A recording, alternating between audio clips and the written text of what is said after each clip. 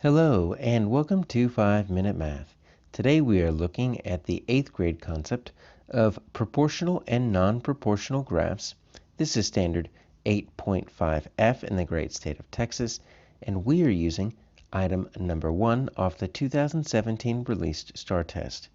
If you have not done so already, please go ahead and take a moment to pause the video, work this problem out on your own, unpause it, and we will look at our answers together. So we've got 4 graphs. All we need to do is to find a non-proportional linear relationship. Linear here means line.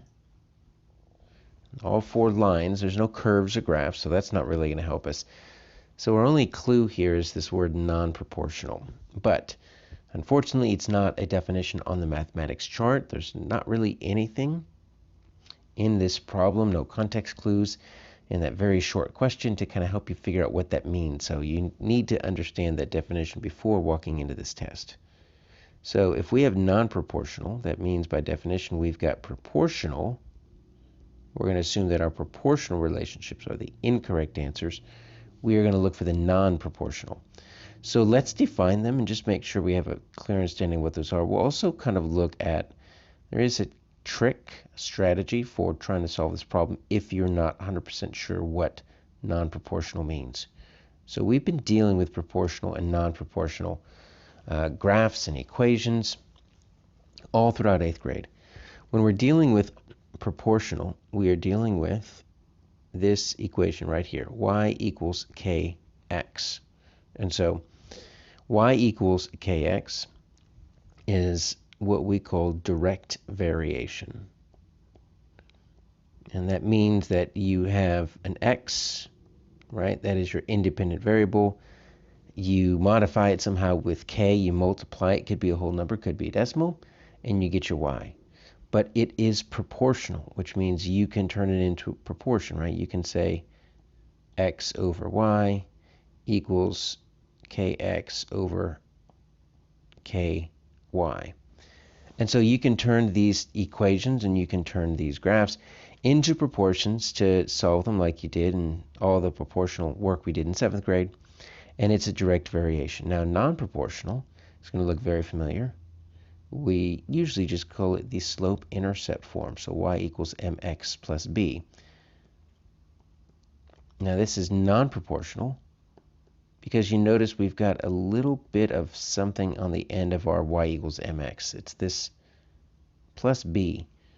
It's a little something extra, a little spice that we're adding to it. If you took that off, you would get y equals mx, y equals kx. It's the same thing. They just use a different letter to represent that slope, the m and the k.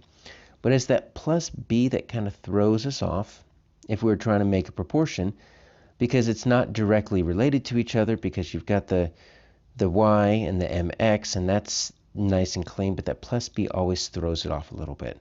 So it's not really going to work if you try to make a proportion out of it, because this b is representing our y-intercept. So that kind of leads us to trying to figure out what this looks like on a graph.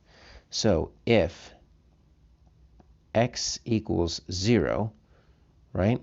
Well, over here, if x equals 0, y is going to equal 0. Because if you turn this x just into a 0, that's going to cancel out the k, and so y is going to equal 0. But if you put the x as 0 over here in the non-proportional, well, you're going to cancel out the m, but you're going to be left with a b, so y is going to equal b. And see, that's where these two look different.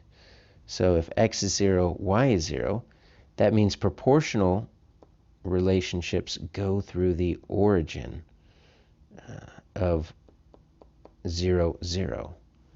And take a look right here. I've got the origin right there on A, don't have it on B.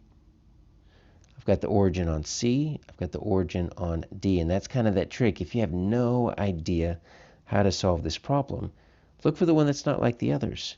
And with B, I've got a y-intercept of -2, which means we're going to use the slope-intercept form right here.